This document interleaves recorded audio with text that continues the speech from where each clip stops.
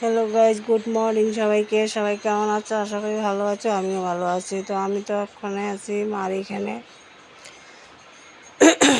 তো ওখানে রান্নাবাড়া করতেছি। আর এখানে দেখো ডাইল দিয়া, মুগ ডাইল দিয়া চাল কুমড়া দিয়ে বানাইতেছি। তো অনেকে তো এটা বানাও জানো কেমনে বানায়। তো আমি ডাইল প্রথম ডাইলটা ভাজা করে লইছি, লইয়া হাফ সিদ্ধ করে এখন দিয়ে দিচ্ছি চাল কুমড়াটা।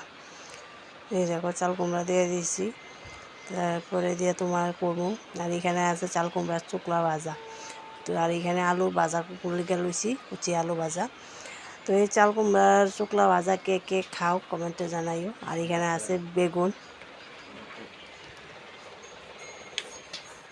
আর এখানে দেখো চাল কুমড়া নামাই লেছি, কিন্তু চাল কুমড়াটা হয়েছে না পুরোপুরি, এখনও রেডি হওয়ার বাকি আছে। আমি এটাতে সোমবার দিতে লাগবো। তো প্রথমে বেগুন ভাজা বয়াই দিচ্ছি, এখানে বেগুন ভাজাটি কইরা সেরা, তারপরে বাকি ভাজা টাজা কইরা তারপরে চাল কুমড়াটা সোমবার দিব। কারণ এরা সব কিছু চাল কুমড়াটা তো লাস্টে করলে ভালো, কারণ তেলটা যেটা থাকে এটাতে সোমবার দিয়ে লবণ যা, এই কারণে চাল কুমড়াটা পরে সোমবার দিব।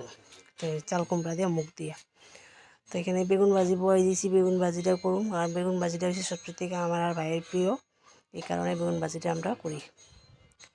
তো এই দেখো লাল লাল করে বেগুন ভাজিটা করছি, কালারটা কত সুন্দর লাগে দেখো। বেগুন ভাজি কে কে খাইবা খাইয়া পড়ো। আর এখানে আলু বয়াই দিছি, আলু ভাজি। চাল কুমড়ার চুকলা ভাজা ভাই আবার খাইতো না, ভাইয়ের আলাদা আলু ভাজা করতে লাগবো। আর আমরা তিনজনের সঙ্গে চাল কুমড়ার চুকলা দিয়ে আলু দিয়ে ভাজি করব।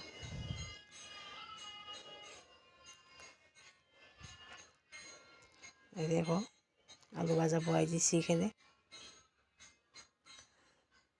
তো এইখানে আমার আলু ভাজিটা হয়ে গেছে, তখন লাল লাল করে আলু ভাজিটা করছি। আর এখানে বয়াইছি চাল কুমড়া চাল কুমড়া চুকলাটা ভাজি, কারণ অনেকে এটা ভাপ দেওয়া লয়, আমিও ভাপ দিই না, এমনি করি। কারণ কাঁচাটা এমনি ভালো ভাজা করলে ভালো লাগে, আর ভাপ দিয়ে করলে একটু কেমন কেমন লাগে, এই কারণে আমি এটা এমনি ভাজি। আমি কিন্তু এটা সিদ্ধও করছি না, কাঁচাটাই ভাজা করতেছি। এটাও লাল লাল করে ভাজি করুন।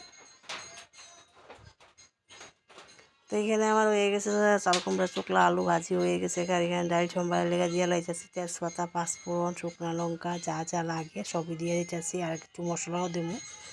তো এখানে মশলাও দিয়ে দিছি। মশলা তো অন্য কিছু না, শুধু ধনিয়া আর জিরা, আর কিছু না।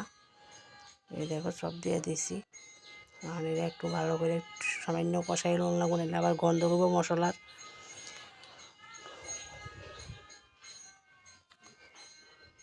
এখন এটা দিয়ে যাচ্ছি ডাল, এই যে চাল কুমড়ার ডাল। এটা ভালো করে মিক্স করে লবণ লাগবো, মিক্স করে সেটা একটু ভাজা ভাজা হলে নামাই দেবো।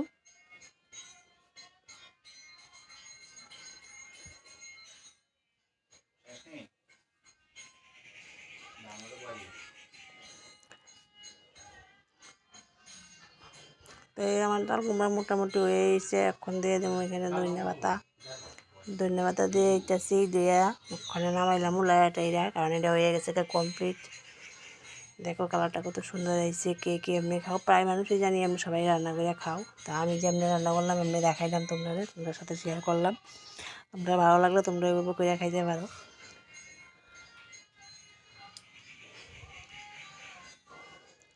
তো গ্যাস অফ করে দিলাম। এরকম আমার চাল কুমড়া হয়ে গেছে। তারপরে নামাইলাম ওখানে।